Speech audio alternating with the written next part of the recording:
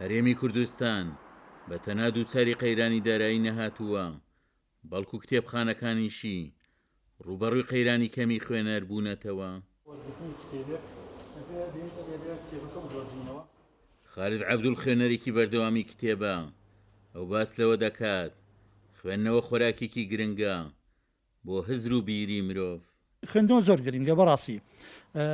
ئەو کاتە گرنگیەکەی دەرەکەوێت کە تۆ پێویستیت بە شتێکە و ئەزانی زانیارەکەت لایە ئەچی بەکاری ئەهێنی، ئەچی لە کتێبخانەیەەکە بابەتێکت ئەوێ ئەچی ئەو بابەتە دەرەکەیت و داوایەکەیت و ئەینوسیتەوە و لە کۆڵینەوەکەت یا بابەتەکەتی لەسەر ئەنووسی، دوایەوە بۆ فراوانی مێشتی خۆت مێشتی خۆشت فراوانەکەیتەوە بەو خوێندنانە ئەتوانی لە شت زیاتر تێبگەیت لە خەڵکیی ئاسایی زیاتر. بەڕێوەبەری کتێبخانەیەکی گشتیش دەڵێت ئەو قەیرانە بەرەوکی هەموو شارەکانی کوردستانی گرتووە و ئەو کەسانشی سەردانی کتێبخانەکان دەکەن چەند توێژێکی دیاری کراون.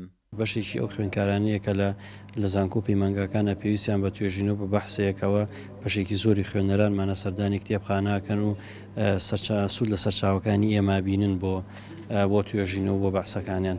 بەشێکی تریشی بەڕاستی و کەسانەیە وەکو بنمونەوەکو مامۆستا خالید عەبدوڵ کە سەردانی کتێبخانەکەی ئێماکە سوود لە سەرچاوی کتێبەکانی ئێمە وەرەگرێ بۆ توێژینەوە بەحسی تایبەتی خۆی کە بەڕاستی مامۆستا کەسێک بۆ لەوە کەسانی کە زۆرترین جار سەردانی کتێبخانی ئێمەی کردووە زۆرترین کتێب و سەرچاوی پێشکەش بە کتێبخانی ئێمە کردووە کە ئێمە لێرە دەستخۆشی لێکین.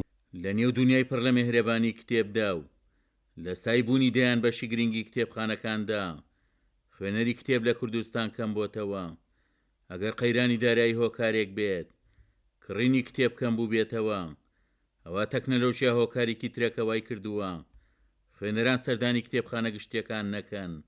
عومەر غەریب، کورسات نیوز، چەمچەماڵ.